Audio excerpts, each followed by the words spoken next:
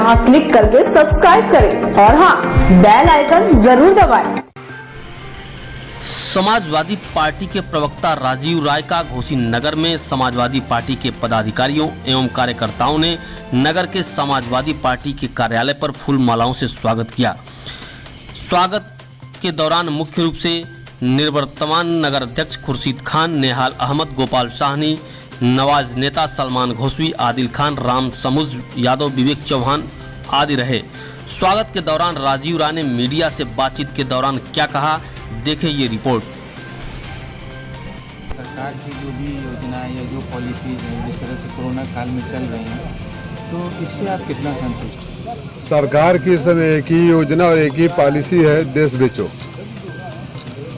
आसमान में सैटेलाइट के राइट्स बेचे जा रहे हैं, हवाई जहाज बेचे जा रहे हैं, सड़क पर रोडवेज के station, bus station, railway station बेचे जा रहे हैं, पानी में बंदरगाह बेचे जा रहे हैं और ज़मीन के नीचे खान बेचे जा रहे हैं। बेचने वाले नीति को मुंह से फेंकते रहो, देश को बेचते रहो, यही सरकार की इस समय नीति है। 1972 के बाद सबसे ज़्यादा बेरोजगारी दर बढ़ गया है, जीडीपी नीचे गिर गया है, अपराध बेतहाशा है। ऐसा लग ही नहीं रहा है कि देश में कोई सरकार है। देश की सरकार चंद औद्योगिक घरानों की गुलाम बनकर रह गई है और आने वाली पीढ़ियों के साथ, भविष्य के साथ, नौजवानों के साथ ये बहुत बड़ा विश्वासघात हो रहा है। मैं उन तमाम लोगों से जो तटस्थ हैं या मौन हैं, उन लोगों से अपील करता हूं कि अभी नहीं खड़े हुए, विरोध नहीं किए तो आने वाली पीढ़ियां उनको माफ़ नहीं करेगी। बताइए, जिस देश का किसान आत्महत्या कर रहा हो, नौजवान भुखमरी के कगार पर हो, बेरोजगारी के कगार पर हो, सीमा पर जवान मर रहा हो, उस देश को आप कैसे कह सकते हैं कि अच्छे दिन आ गए? एक बड़े पैमाने पर पलायन हुआ है, करोड़ों की संख्या में, पूरे देश से और पूरे विदेशों से भी। इसमें कुछ मौतें भी हुई काफ़ी। क्या कहेंगे कि किसकी नाकामी है? देखिए, मैं भारतीय जनता पार्टी का इतिहास बता रहा हूँ। आज तक ये हिंदू मुसलमान और भावनाओं को उभार कर सत्ता में आए थे। इनको क्राइसिस मैनेजमेंट, देश कैसे चलाया जाता है, इनसे कोई मतलब नहीं है। पहला क्राइसिस इनके राज्य में आया था, इनके सरकार में आया था कोरोना काल में। आपने देखा, जब 500 केस थे तो लॉकडाउन करा दिया, जब 50,000 हुआ तो शराबों की दुकान खुलवा दिए, सड़कों पर लोग मरते रहे, प्रधानमंत्री जी जुमले बोलते रहे। आपने देखा, दिल्ली के बॉर्डर पर इन्होंने बसों के नाम पर रोक दिया, लखनऊ के बाहर रोक दिया। इस सरकार के पास कोई पॉलिसी नहीं, जो जहाँ है लूट रहा है। और इतनी बड़ी त्रासदी को जिस तरह से सिर्फ प्रधानमंत्री जी मीडिया मैनेजमेंट करके अपना फोटो दिखा रहे हैं। आपने देखा होगा, कल उन्होंने एक 2 मिनट का वीडियो रिलीज किया। दिन भर 2 मिनट के वीडियो के लिए शूटिंग हुई उनकी, 1 दिन की है। जो ये लोग कह रहे हैं कि कई दिनों की शूटिंग है, 1 दिन की शूटिंग है। 2 मिनट का वीडियो रिलीज किया मोर के साथ और 5 बार कपड़े बदले। प्रधानमंत्री जी 2 मिनट में 5 बार कपड़े बदलते हैं, भक्त समझते हैं कि देश बदल रहा है। तो एक सवाल ये, जो विदेश से भी बहुत सारे लोगों का आने का हुआ, लेकिन बहुत सारे लोग वहीं डेथ हो गई, कुछ नहीं आ पाए। आपने एक बहुत अच्छी कोशिश की है, एक पॉजिटिव एफर्ट है आपका। ये क्या है? मुझे दुख के साथ कहना पड़ रहा है कि मैंने कोशिश तो करी, लेकिन मुझे अपने देश की सरकार को फिरौती देकर मेरे मऊ के बच्चों को वापस लाना पड़ा।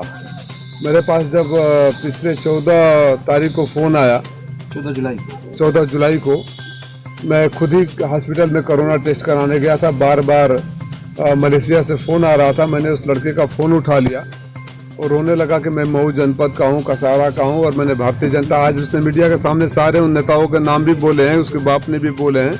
मैं उन नेताओं के नाम नहीं लेना चाहता हूँ जो सांसद, विधायक, मंत्री, केंद्रीय मंत्री हैं, और अपील कर रहा हूँ, मुझे कोई बचा नहीं रहा है। हम लोग यहाँ आकर चाइनीज मैनेजमेंट के हाथों फंस गए हैं।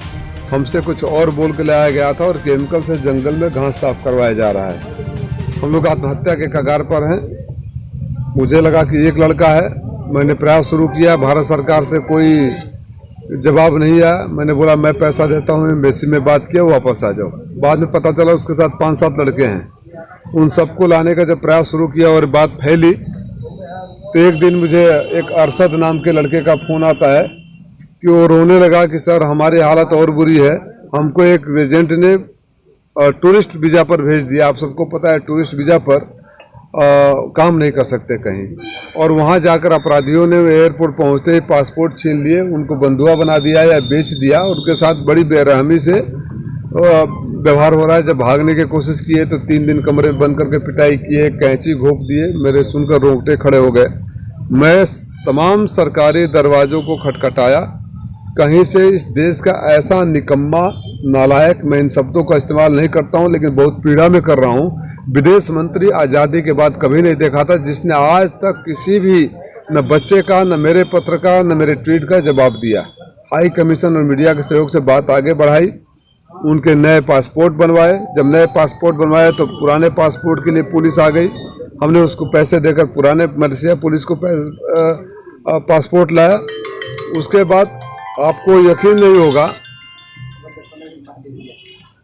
मलेशिया आने जाने का किराया 17-18 हो जाता है, 18,000 रुपया होता है। और ये वंदे भारत मिशन के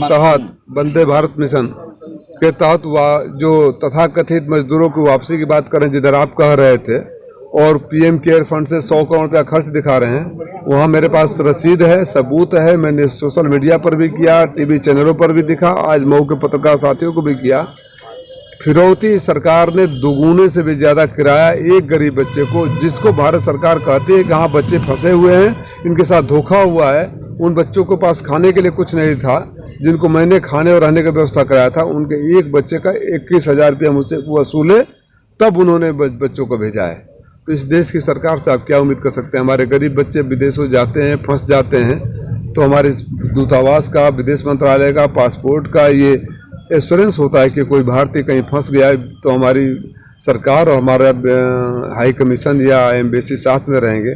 लेकिन उन्हीं बच्चों के साथ ब्लैकमेलिंग की गई। ये और कहाँ के बच्चे हैं सर? जो मैं यहाँ लाया हूँ, मऊ के तो 10 लड़के हैं, उसके अलावा प्रतापगढ़ के और हरियाणा के बच्चे हैं।